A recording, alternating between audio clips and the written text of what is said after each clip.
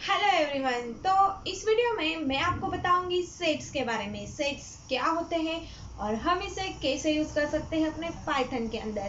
तो चलते हैं, शुरू करते हैं हमारा practical and it's time to code.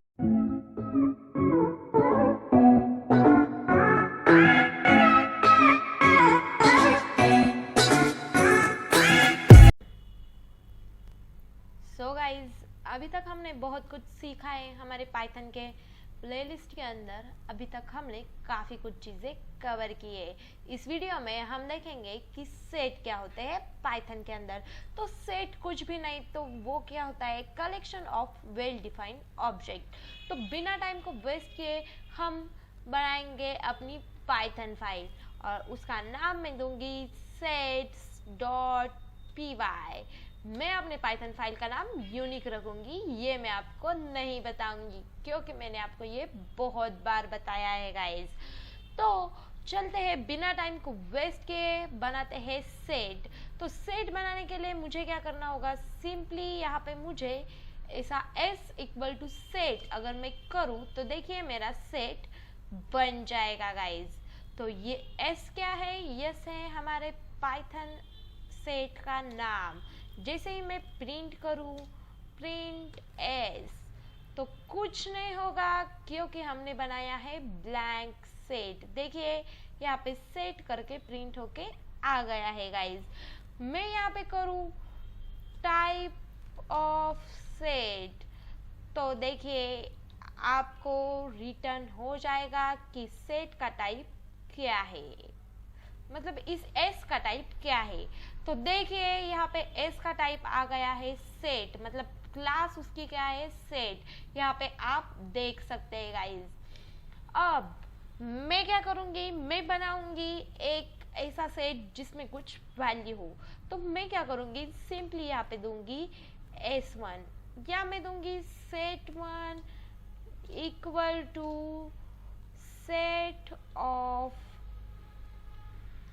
और सेट के अंदर कुछ वैल्यू लिखने के लिए हमें क्या करना पड़ता है, हमें बनानी पड़ती है लिस्ट। मैं सिंपली इसके अंदर लिस्ट बनाऊंगी 1 2 3 ऐसे वैल्यू उसमें ऐड करूंगी।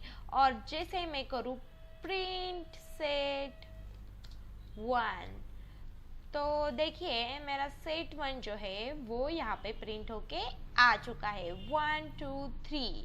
तो ये है हमारा सेट 1। तो हमने यहाँ पे सिंपली सेट 1 बना दिया है। मैं यहाँ पे इसकी जगह, मतलब इस वैल्यू की जगह एल भी लिख सकती थी इस तरह से, और मैं यहाँ पे एल मतलब लिस्ट क्रिएट कर सकती थी 1 2 3 नाम की। तो देखिए आउटपुट में कोई चेंज नहीं होगा, ऐसे इस तरह से ही हम लिख सकेंगे 1 2 3। देखिए यहाँ पे आउटपुट वैसे के वैसा ही रह चुका है। तो इस तरह से हम सेट में यहाँ लिस्ट भी रिटर्न कर सकते हैं, या फिर हम यहाँ पे डायरेक्टली लिस्ट लिख सकते हैं 1 2 3। तो मैं इसे जल्दी से रफ कर देती हूँ और देखिए हमारा ये सेट बन गया है। अगर मुझे सेट में कोई वैल्यू ऐड करनी हो, सपोज ये जो सेट है 1 2 3 इसमें वैल्यू है, अगर मुझे इसमें ऐड करना है तो मैं क्या करूँगी, मैं सिंपली यहाँ पे डालूंगी set1 डॉट एड 4। तो इससे क्या होगा, इससे हमारी ये जो 4 वैल्यू है वो सेट में ऐड हो जाएंगी। और मैं क्या करती हूँ, सिंपली इस सेट 1 को प्रिंट करती हूँ। जैसे मैं प्रिंट करूँगी देखिए 1 2 3 4 नाम का सेट हमारे पास रेडी हो चुका है गाइज। तो इस तरह से हम सेट में वैल्यू ऐड कर सकते हैं। मैं अगर यहाँ पे डालूँ set1 डॉट एड 5, इस तरह से हम कितने भी रिकॉर्ड सेट में ऐड कर सकते हैं। तो देखिए यहाँ पे सेट 1 में 4 एंड 5 ऐड हो चुके, लेकिन अगर मैं 5 को दोबारा ऐड करने की कोशिश करूँ तो क्या होगा आप देखिए। तो 5 दोबारा ऐड नहीं होगा, ये एक ही बार ऐड होगा। देखिए 1 2 3 4 5 और फिर से ये इसे ऐड नहीं करेगा। मैं इसे 3 4 बार भी करूँ तो भी देखिए ये फिर से ऐड नहीं होगा। देखिए मैंने यहाँ पे हमारा सेट प्रिंट किया है, फिर भी देखिए ये जो 5 है वो फिर से ऐड नहीं होता है। तो यही डिफरेंस होता है हमारे लिस्ट एंड हमारे सेट में। तो इस तरह से हम सेट में कोई भी वैल्यू रिपीटेड ऐड नहीं कर सकते। हम सेट में सिर्फ यूनिक वैल्यू ही ऐड कर सकते हैं जो कि सेट में ऑलरेडी ना हो। तो इस तरह से s.add फंक्शन वर्क करता है गाइज। अब मैं क्या करूँगी, मैं बनाऊंगी सेट 2 और मैं बनाऊंगी सेट 2 में मैं ऐड करूंगी वैल्यू 4, 5, 6। तो मैं इसमें आपको बताती हूँ कि किस तरह से हम फंक्शन को यूज कर। अब हम देखेंगे कि हमें अगर यूनियन करना है सेट को, मैंने यहाँ पे लिखा है कि सेट 1 एंड सेट 2। अगर मुझे सेट 1 एंड सेट 2 को यूनियन करना है तो मैं क्या करूँगी, सिंपली यहाँ पे print set 1 dot union of set 2। तो इससे क्या होगा, इससे हमारा सेट 1 एंड सेट 2 यूनियन हो जाएगा, मतलब ये दोनों वैल्यू एक दूसरे में ऐड हो जाएंगी। तो देखिए 1 2 3 4 5 एंड 6। तो देखिए इस तरह से हम सेट 1 एंड सेट 2 को यूनियन कर सकते हैं। अब हम पाइथन के अंदर यूनियन ही नहीं, हम इंटरसेक्शन फंक्शन भी यूज कर सकते हैं गाइज।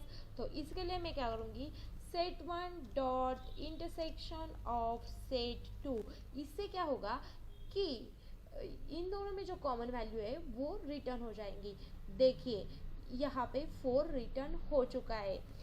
अगर मैं इससे सिर्फ इतना ही नहीं, तो मैं यहाँ पे सारे के सारे जो सेट के फंक्शंस है वो यूज कर सकती हूँ। मैं यहाँ पे इज डिसजॉइंट नाम का बुलियन फंक्शन यूज करूँगी।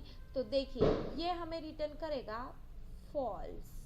तो इज डिसजॉइंट ऑफ सेट 2, इसे रन करूँगी तो ये हमें रिटर्न करेगा फॉल्स, क्योंकि ये दोनों सेट एक दूसरे से डिसजॉइंट नहीं है। तो ये है एक बुलियन फंक्शन। तो इस तरह से हम पाइथन के अंदर अलग अलग सेट के फंक्शन यूज कर सकते हैं। हम क्या करेंगे अब, सेट की अगर मुझे लेंथ फाइंड आउट करनी है तो मैं क्या करूँगी, प्रिंट लेंथ ऑफ सेट 1। तो ये मुझे क्या रिटर्न करेगा, लेंथ ऑफ सेट 1 जो कि 4 है। तो देखिए यहाँ पे इसने 4 रिटर्न कर दिया। अगर मुझे सेट 1 से मिनिमम कौन सा एलिमेंट है ये फाइंड आउट करना है तो मैं सिंपली यहाँ पे मेन फंक्शन को चलाऊंगी। तो देखिए यहाँ पे 1 उसने रिटर्न कर दिया है मुझे यहाँ पे, और मुझे मैक्स फाइंड आउट करना है तो मैं सिंपली यहाँ पे मैक्स फंक्शन को चलाऊंगी। तो ये मुझे मैक्सिमम वैल्यू सेट की रिटर्न कर देगा। तो मैंने आपको बताया कि सेट क्या होते हैं, सेट के फंक्शन हम कैसे यूज कर सकते हैं। मैंने इस जो सेट का फंक्शन है इसमें आपको काफ़ी कुछ चीज़ें कवर कर लिए गाइस। अगर मुझे सेट में से कुछ रिमूव करना हो, सपोज मुझे यहाँ से 3 रिमूव करना हो, तो मैं क्या करूँगी, सिंपली यहाँ पे सेट 1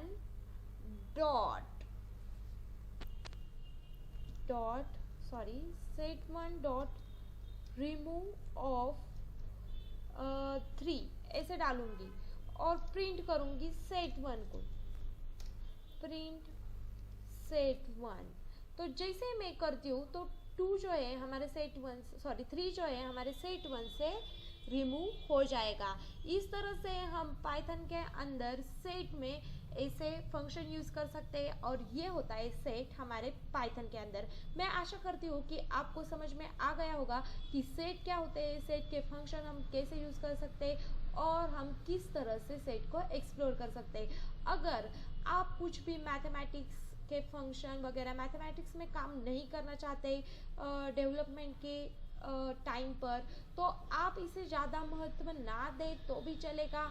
आप सिर्फ ये जो मैंने आपको बताया है यही अगर आपको अच्छे से समझ में आ गया तो आपका काम चल जाएगा। लेकिन अगर आपको मैथमेटिक्स में कुछ काम करना है, सेट की आपको ज़्यादा ज़रूरत है, तो आप सिंपली गूगल पे सर्च कर सकते हैं कि सेट्स इन पाइथन। तो क्या होगा, सारे सेट्स के फंक्शन आ जाएंगे और आपको कुछ इन्फॉर्मेशन चाहिए तो वो भी मिलेगी। लेकिन मैंने अब तक जो आपको इन्फॉर्मेशन बताई है वो काफ़ी है, मतलब काफ़ी से भी थोड़ी ज़्यादा ही है।